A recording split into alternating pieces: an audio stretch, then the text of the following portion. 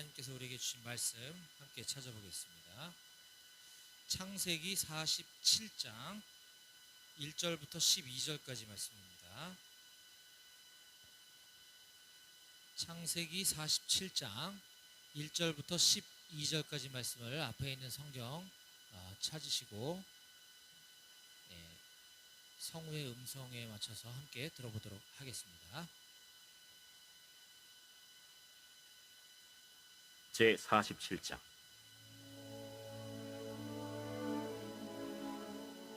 요셉이 바로에게 가서 고하여 이르되, 내 아버지와 내 형들과 그들의 양과 소와 모든 소유가 가나안 땅에서 와서 고센 땅에 있나이다. 그의 형들 중 5명을 택하여 바로에게 보이니 바로가 요셉의 형들에게 묻되, 너희 생업이 무엇이냐? 종들은 목자이온데 우리와 선조가 다 그러하니이다. 가나안 땅에 기근이 심하여 종들의 양떼를 칠 곳이 없기로 종들이 이곳에 거류하고자 왔사오니 원하건대 종들로 고센 땅에 살게 하소서. 내 아버지와 형들이 내게 왔은즉 애굽 땅이 내 앞에 있으니 땅의 좋은 곳에 내 아버지와 내 형들이 거주하게 하되, 그들이 고센 땅에 거주하고 그들 중에 능력 있는 자가 있거든 그들로 내 가축을 관리하게 하라. 요셉이 자기 아버지 야곱을 인도하여 바로 앞에 서게 하니 야곱이 바로에게 축복하매 바로가 야곱에게 묻되, 내 나이가 얼마냐? 내 나그네 길의 세월이 130년이입니다. 내 나이가 얼마 못 되니 우리 조상의 나그네 길에 연조에 미치지 못하나 험악한 세월을 보내었나이다. 야곱이 바로에게 축복하고 그 앞에서 나오니라. 요셉이 바로의 명령대로 그의 아버지와 그의 형들에게 거주할 곳을 주되 애굽의 좋은 땅 라암셋을 그들에게 주어 소유로 삼게 하고, 또 그의 아버지와 그의 형들과 그의 아버지의 온 집에 그 식구를 따라 먹을 것을 주어 봉양하였더라. 아멘. 아멘. 네, 우리 일주일 동안 또 국방의 의무를 다하느라 수고한 우리 전우들 서로 바라보면서 우리 방공중대는 42 관리대대 쳐다보고, 42 관리대대는 우리 방공중대 쳐다보고, 또 우리 선생님들, 집사님, 권사님들 쳐다보고 우리 반갑게 샬롬으로 인사합시다. 샬롬, 샬롬. 예, 네, 반갑습니다. 42 관리대대는 왜 예배 인원이 이렇게 좀 줄었나? 무슨 일이 있니? 잘 모르겠어. 그래도 근무자 빼고 거의 다 한 10몇 명씩 나오고 그랬었는데 요즘 조금 인원이 줄은 것 같아서. 그 소속 변경되는 거 언제부터 바뀐다나? 12월 중순? 12월 중순까지 이대로 있는 거고. 오케이. 그래서 인원이 줄어들었나? 신병을 안 채워주나? 그치, 그럴 것 같아. 방공중대도 부대 개편이 있다고, 언제 있다고 그랬나? 내년 11월. 그럼 여기서 이사 가는 것도 그때야? 내년? 여러 가지 썰들이 있지. 애매하지.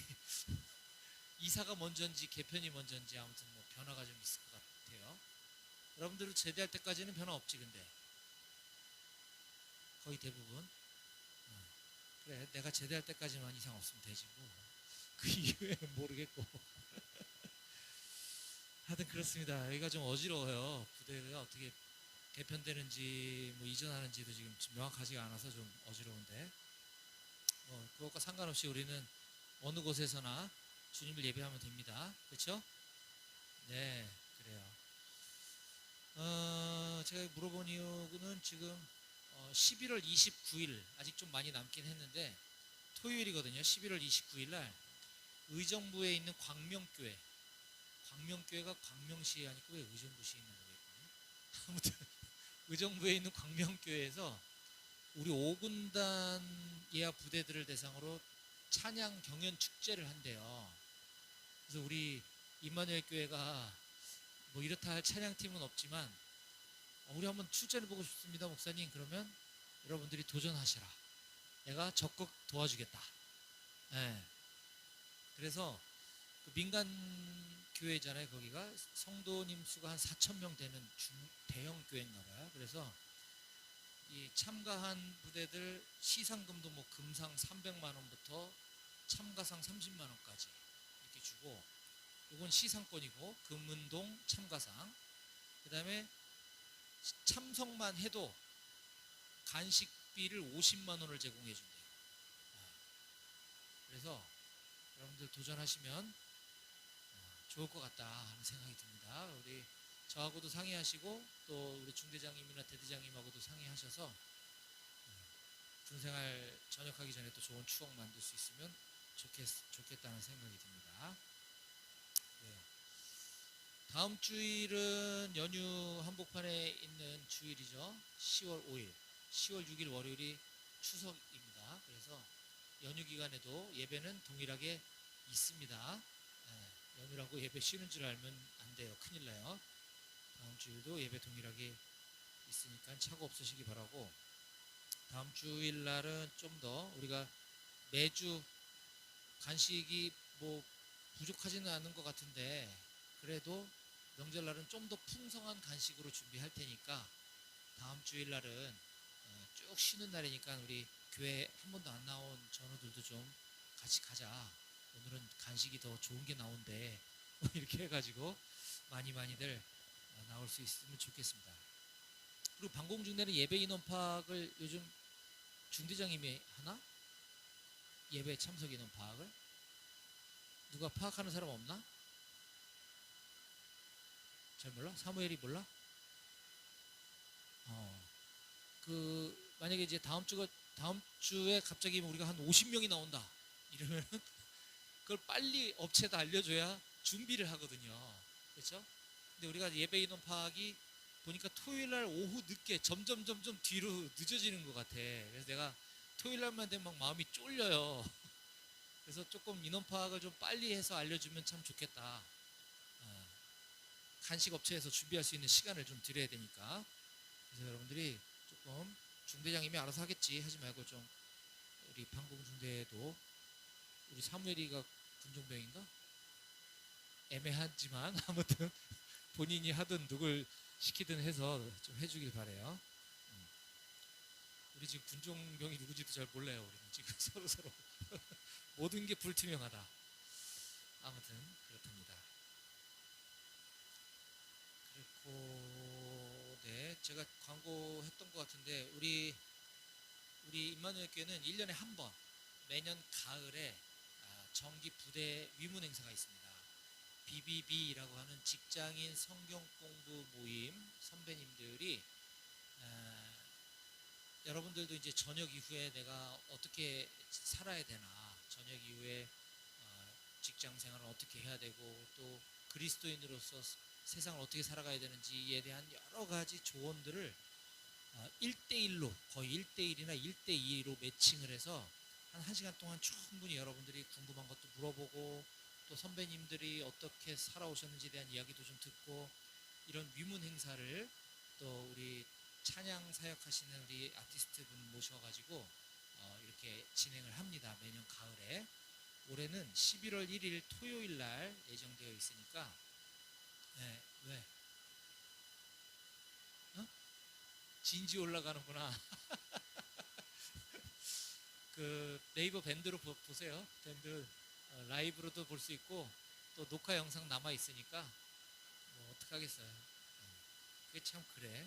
1년에 한 번이면 내가 복무하는 기간 동안에 한 번 경험할 수 있을까 말까 하는데 그때 진지 올라가면 안타깝겠네요. 그래요. 우리는 방공중대 발칸포 진지가 있어가지고 거기 일개 소대가 산꼭대기 올라가 있거든요. 돌아가면서 올라가기 때문에 거기 이제 그 날짜에 거기 걸리면 거기 올라가야 되는 거죠. 예배를 못 나오죠. 멀어요. 여기서 차로 한참 가야 되고. 그렇답니다. 그래서 미리미리 기도로 준비해 주시고, 여러분들은 또 주변에 부대원들한테 잘 홍보해서 그날은 방공중대 사이관리대대 전 부대원들이 다 나올 수 있도록 그렇게 해주면 좋겠습니다. 그날은 간식도 깜짝 놀랄 만큼 푸짐하게 준비할 거예요. 자, 우리는 오늘 창세기 47장 1절부터 12절까지 본문을 아까 우리가 들어보았습니다. 지난주에 우리는 그 앞에 있는 본문 창세기 46장 28절에서 34절까지 본문을 가지고 고센 땅에 거하라는 제목으로 말씀을 살펴보았죠. 오늘은 창세기 강해 설교가 1장 1절부터 시작한 지 오늘 100번째 되는 시간으로서 100주가 됐어요 벌써. 오늘은 그리스도인의 지혜로운 생활 방식이라는 제목으로, 이게 제목 좀 바꿔줄래요? 오늘 우리에게 주신 교훈을 3가지 정도로 압축해서 전할 수 있도록 하겠습니다. 자, 설교 제목 앞에 띄워져 있는데 함께 힘차게 읽어볼까요? 힘차게 시작! 그리스도인의 지혜로운 생활 방식. 그렇습니다. 자, 오늘 설교 중간중간에 지난주 말씀을 이렇게 떠올릴 수 있도록 해볼 테니까, 자, 우리는 지난주에 요셉은 누구냐면 지금 이집트의 총리로 지금 근무하고 있는 사람이 요셉이죠. 요셉은 약 20여 년 전에 그의 못돼 먹은 형들 손에 의해서 이집트의 노예로 팔려왔어요. 그래서 하나님의 손길로 여차저차해서 지금 그 나라의 총리가 되어 있단 말이죠. 근데 전 세계에 7년 대풍년이 있고 나서 7년 동안 대흉년이 있을 것을 하나님이 이집트 왕 파라오에게 꿈으로 알려주셨는데, 그걸 아무도 해석해내지 못했을 때 노예 신분이었다가 강간 미수범의 누명을 쓰고 감옥에 갇혀있는 요셉이라고 하는 히브리 출신의 청년이 꿈 해몽을 잘한답디다 라는 소문을 듣고 파라오 왕이 불러서 꿈을 해석해보라 했더니 그 꿈을 그렇게 해석을 잘 해준 거죠. 그 꿈의 내용인즉슨 아까 얘기한 것처럼 7년 대풍년 이후에 7년 대흉년이 올 것. 그러면 이것을 준비하기 위해서 풍년의 기간 동안 국민들로부터 곡식을 세금을 많이 걷어서 준비를 해놔야 됩니다라는 대안까지 제시하는 바람에 총리로 발탁이 되게 된 거죠. 그것이 그대로 현실로 나타났고, 이집트뿐만 아니라 전 세계가 풍년의 때에는 그냥 와 올해 풍년이다 그러면서 이제 먹고 마시고 즐기는데 바빴겠죠. 모두들 언제 흉년이 오고 언제 풍년이 올지 모르니까. 그랬는데 이집트는 그걸 준비했단 말이에요. 7년 동안 흉년이 온다는 것은 작년에 풍년이어도 아무 소용이 없는 거예요. 그건 다 먹어버렸기 때문에. 그래서 먹을 게 없을 때 이집트에만 먹을 게 있다라는 이제 소문을 듣고 이스라엘에서 곡식을 구하러, 곡식을 비싼 값에 주고 사러 이집트에 이제 사람들이 몰려오기 시작을 하죠. 그때 요셉을 팔아넘겼던, 20여 년 전에 팔아넘겼던 이 파렴치한 형들이 곡식을 사러 왔다가 이집트 총리 앞에 이제 머리를 조아리게 됩니다. 이거는 이제 거꾸로 또 거슬러 올라가면 요셉이 어렸을 때 꿈을 꿨는데 해와 달과 11별이 자기한테 뭐 절하고 뭐 이런 꿈 때문에 형들이 열받아가지고 이렇게 이제 미워한 거였거든요. 그 꿈도 현실로 이제 이루어지게 됐던 거죠. 아무튼 그래서 형들이 과거의 그 모습처럼 지금도 그렇게 못됐는지를 여러 차례 이제 테스트를 해본 다음에 이제 본인이 요셉이다라고 자신을 드러냅니다. 형들한테. 자, 그래서 이제 뭐 부둥켜 안고 뭐 엉엉 울고 난리치고 그럴 때 그 소식을 왕궁에 있던 이집트 왕 파라오가 그 소식을 듣고 우리 총리가 20여 년 전에 헤어졌던 가족을 만났다고 하니 이게 얼마나 기쁜 일인가. 그래서 다 거기 지금 우리 이집트에만 먹을 곡식이 풍성하니까 여기 와서 자리 잡고 살도록 해라 라고 이렇게 말씀을 해주십니다. 그래서 이제 그렇게 보고 싶었던 아버지와 가족들을 20여 년 만에 상봉하는 장면이 우린 지난주에 보았던 말씀이었고, 자, 계속해서 오늘 본문이 47장 1절이 이렇게 시작을 합니다. 요셉이 바로에게 가서 고하여 이르되, 제가 바로 파라오 막 이렇게 헷갈리게 여러분들 했지만 이게 성경에서는 바로라고 기록했고 세계사에서는 그걸 파라오 왕이라고 이야기합니다. 같은 인물이에요. 그리고 애굽은 성경이 말하는 지명 이름이고 또 지리나 역사에서는 이집트라고 표기를 하죠. 이집트와 애굽도 같은 말이고 바로와 파라오도 같은 말이에요. 아무튼 요셉이 바로에게 가서 고하여 이르되 내 아버지와 내 형들과 그들의 양과 소와 모든 소유가 가나안 땅에서 와서 고센 땅에 있나이다 하고. 자, 지금 이곳 애굽으로 이제 이사를 왔죠. 요셉의 그 가족들이, 온 가족들이. 성경에서는 그 숫자를, 가족의 숫자를 70명이다라고 언급하고 있는데, 이것은 여자들과 어린 아이들, 노예들은 다 뺀 성인 남자들만 헤아린 숫자예요. 그러니까 70명이라는 건 실제로 그의 처자식 그리고 노예들 다 합치면 한 200~300명 이상, 우리 여기 주둔지에 있는 방공중대랑 42대대 다 합친 숫자보다도 훨씬 더 많은 그 인원들이 지금 대규모로 이집트로 이사를 온 것입니다.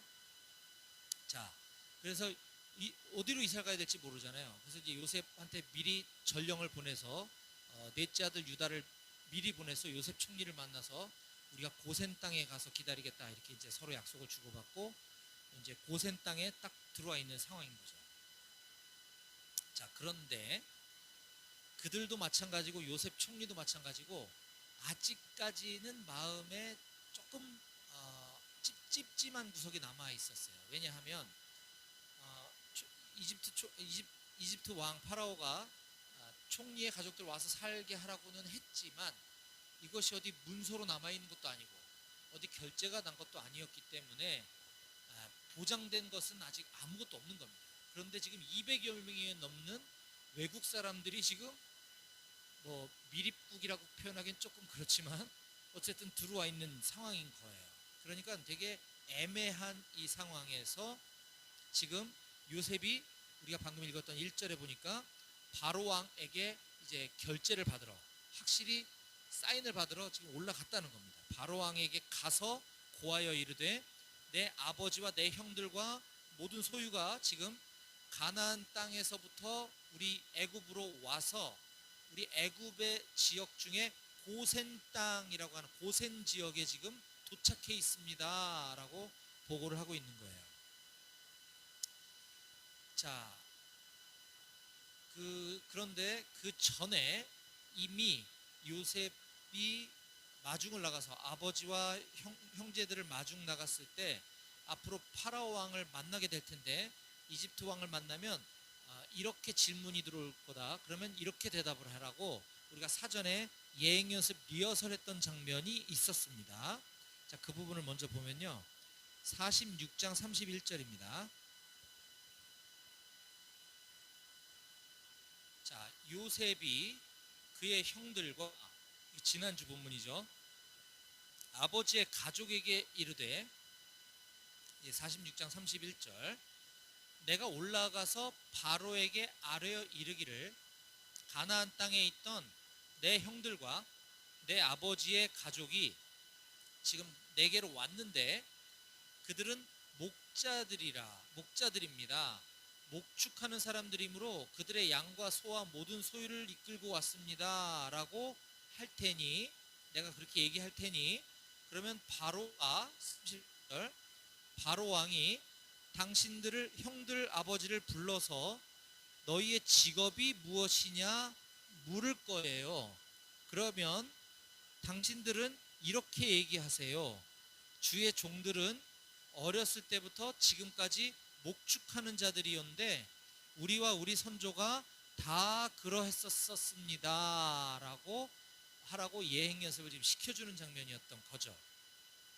자, 그런데 여기 보면 이제 33절에, 방금 읽었던 33절에 바로가 당신들을 불러서 너희 직업이 무엇이냐 묻거든 이렇게 대답해라 라고 했지만, 오늘 47장 2절에 보니까 요셉은 바로왕이 이들을 부르기도 전에 먼저 형제들 중에 5명, 정예 요원 5명을 선발해서 바로왕에게 데리고 가는 모습을 우리가 볼 수 있었습니다.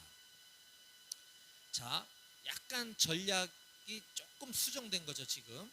자, 그런데 이 중에 지금 요셉은 하필 왜 12명의 형제들을 다 데려간 것도 아니고 아니면 자기 최측근 한두 명을 데려간 것도 아니고 5명을 선발했을까? 요셉의 형제들 중에 5명만 정상이고 나머지는 좀 떨어졌나? 그런 생각이 들 수도 있지 않을까요? 그런데 그게 아니라 이 5이라고 하는 숫자는 이 애굽 사람들, 파라오 왕이 지금 통치하고 있는 그 애굽, 이집트 사람들은 이 숫자 5를 되게 좋아하는 숫자라고 합니다.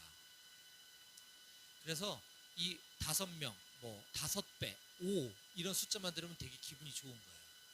예배 인원도 5명, 15명, 25명 나오면 되게 기분이 좋은 거예요. 근데 14명이 나오면 기분이 나쁜 거죠. 아무튼 이렇게 5가 되게 중요하고 좋아하는 숫자였다. 그래서 파라오 왕이 할 때 일부러 5명을 딱 골라서 데리고 간 겁니다.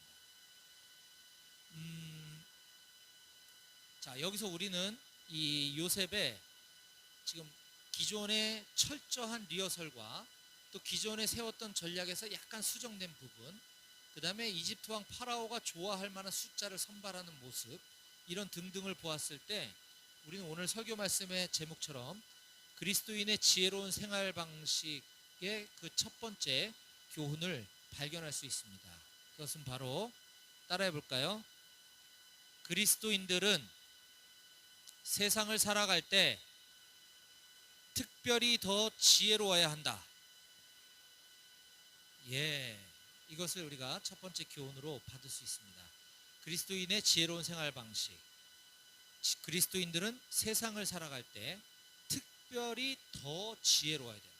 세상 사람들, 믿지 않는 사람들보다 더 지혜롭고 더 똑똑하고 일도 잘하고 업무 능력도 탁월해야 된다라고 하는 것을 우리가 반드시 기억해야만 합니다.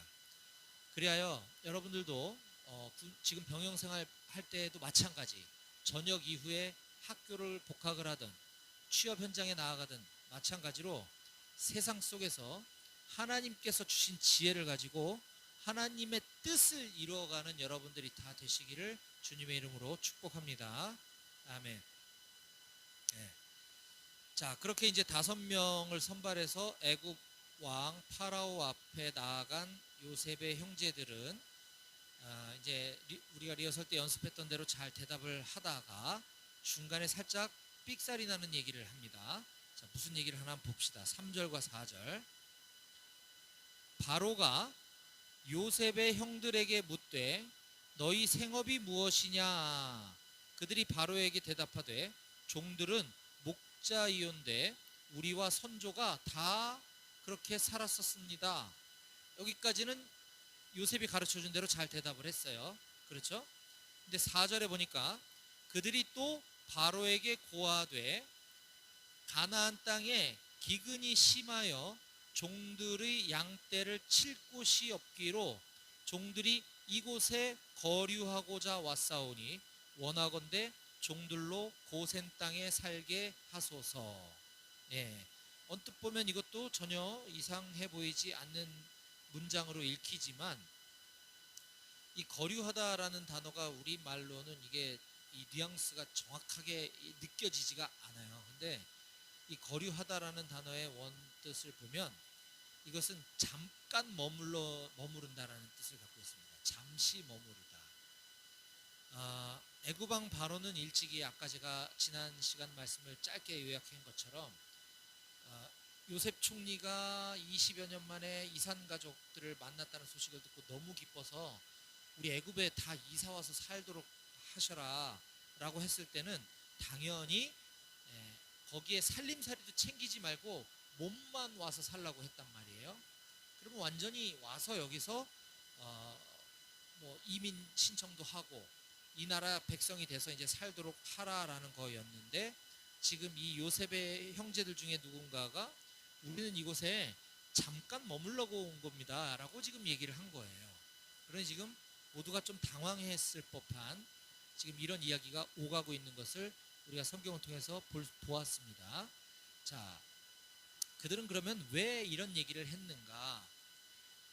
하나님께서는 약속의 땅에 거하라고 얘기를 하셨습니다. 그 약속의 땅은 이스라엘의 가나안 땅이지 이집트 애굽 땅이 아니란 말이에요.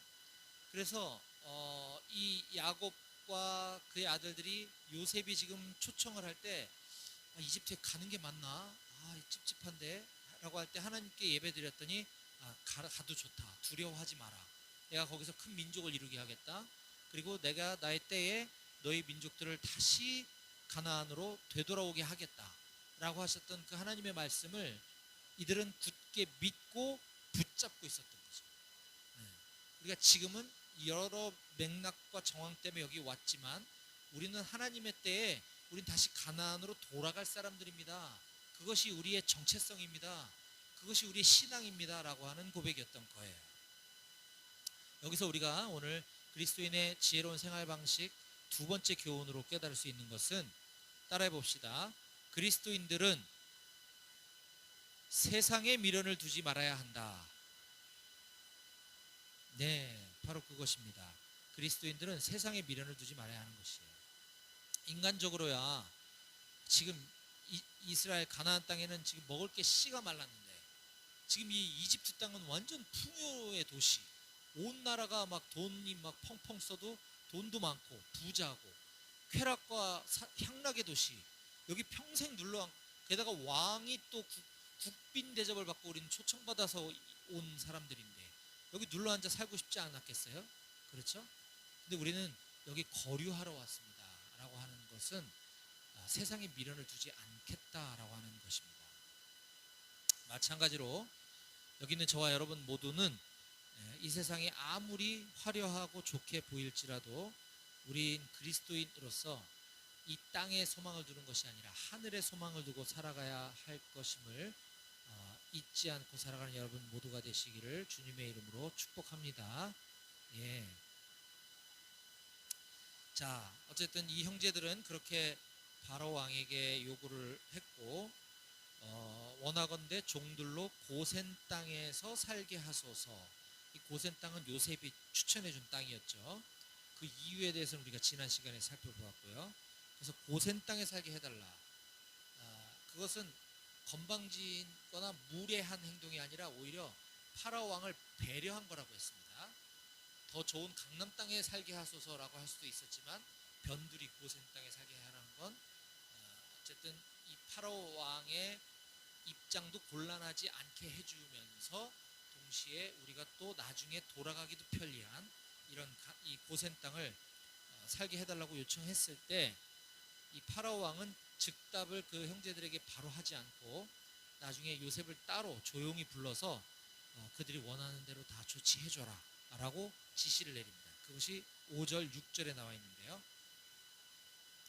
바로가 요셉에게 말하여 이르되 네 아버지와 형들이 너에게 왔은즉 애굽 땅이 너의 앞에 있으니 네가 총리니까, 너가 애굽 전역을 다스리는 우리나라의 총리니까 땅의 좋은 곳에 네 아버지와 네 형들이 거주하게 하되, 그들이 고센 땅에 거주하기를 원하니까 그렇게 해주고, 그들 중에 능력 있는 자가 있거든 그들로 내 가축을 관리하게 하라.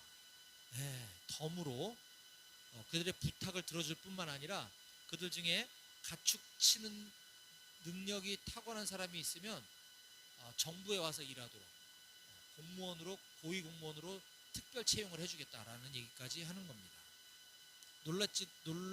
놀랄만한 특혜를 받은 거죠. 우리는 이 대목에서 마태복음 6장 33절을 떠올리게 합니다. 그런즉 너희는 먼저 그의 나라와 그의 의를 구하라. 우리가 먼저 하나님의 말씀을 가슴에 새기고 하나님의 뜻을 붙잡고 말씀에 순종하며 살기로 결심할 때, 그리하면 이 모든 것을 너희에게 더하시리라. 아멘. 먼저 그의 나라와 그의 의를 구하라. 여기서 그는 하나님이죠, 당연히. 그리하면 이 모든 것을 너희에게 더하시리라 라는 이 말씀, 여러분들 마음에 뇌마의 말씀으로 새기고 살아갈 수 있기를 소망합니다. 자, 이제 바로 왕의 최종 결제가 이제 이루어졌어요.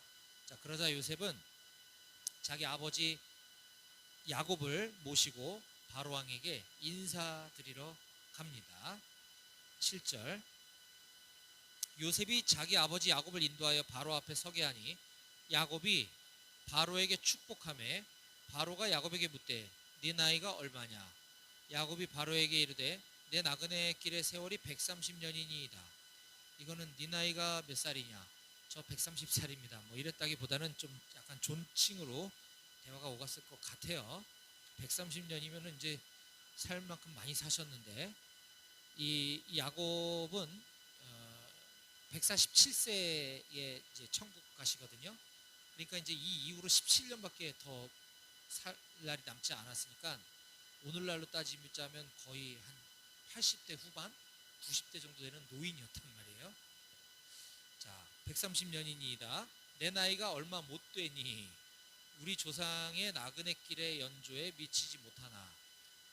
이거는 이제 자기 아버지 이삭, 할아버지 아브라함 뭐 그 선조들 때보다 이게 수명이 조금씩 줄었어요. 그래서 우리 선조들보다 내가 뭐 그렇게 많이 산 건 아닙니다. 이런 얘기예요. 그렇지만 험악한 세월을 보냈습니다 하고 그렇게 이제 말한 다음에 10절에 야곱이 바로에게 축복하고 그 앞에서 나오니라. 앞에서 보면 뭐 너 나이 몇 살이니? 뭐 130살인데요. 저 힘들었거든요. 그리고 자, 제 축복기도 받으세요. 이게 좀 약간 느낌이 좀 맥락이 좀 이상할 수 있는데 야곱은 지금 자기의 지난 세월을 처음 만난 파라 왕한테 자기 신세 한탄을 할 이유가 뭐가 있겠어요. 그렇죠? 뭐 그래서 어쩌라고 그렇잖아요. 그런 걸 그냥 하소연하려고 이 얘기를 꺼낸 것이 아니라 그는 바로 왕에게 축복하고 나왔다. 이것이 여기서 강조하고자 하는 핵심이고 그리고 이 앞에 맥락을 밀어봤을 때 파라오는 지금 야곱은 지금 자기가 이렇게 힘들게 살아왔고 지난 세월이 참 험난했다라는 것을 하소연, 푸념을 늘어놓는 것이 아니라 그 나의 인생 여정이 그렇게 고달팠지만 하나님이 함께 하셔서 내가 여기까지 올 수 있었다라고 하나님을 드러내고 나서 내가 믿는 하나님의 이름으로 파라오 왕을 축복해줬다 하는 것입니다.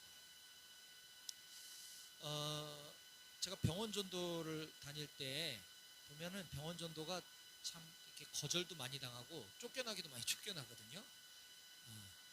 근데 반대로 생각하면 길거리나 공원에서 전도할 때의 어떤 확률, 타율, 뭐 타율이라고 표현하면 좀 이상한데 결론은 어쨌든 병원에서 전도했을 때 타율이 더 높아요. 그러니까 어렵기도 하면서 쉽기도 하다는 뜻이죠. 그 이유는 내가 믿는 하나님, 예수님에 대한 이야기, 기독교에 대한 이야기를 한번 들어보시겠습니까? 하면 싫어하거든요. 근데 내가 당신을 위해서 기도해줘도 괜찮겠습니까? 라고 물어보면 대부분 다 기도해달라고 해요. 왜냐하면 우리 기독교인들은 우리가 반드시 예수님의 이름으로 기도하고 예수님의 이름으로 기도를 받아야 하잖아요. 뭐 석가모니 이름으로 누가 기도해 준다 그러면 여러분들 받겠어요? 받으면 안 돼요. 알았죠? 그래요. 우린 예수님의 이름으로 기도 받아야 돼요. 예, 그런 거예요. 근데 다른 종교는 상관없다는 거예요. 그냥 뭐든지 좋은 게 좋은 거란 말이죠.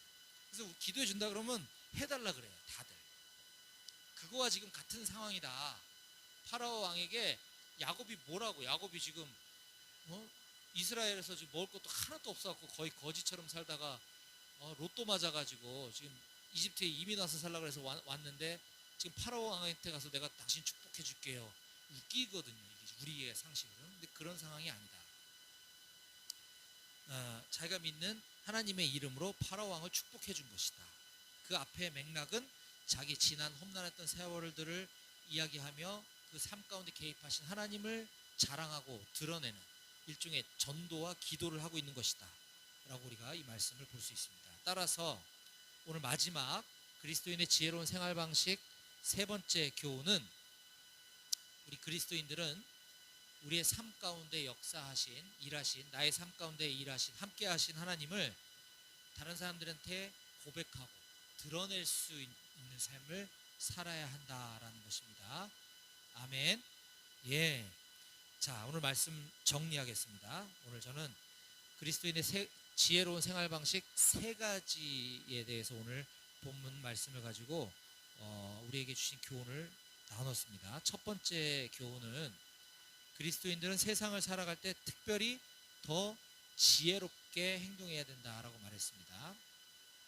자기가 교회 다닌다라는 거를 직장 동료들이 다 알고 있는데 되게 이기적이고 개인적이고 자기밖에 모르고 이런 사람들이 너무 많아요.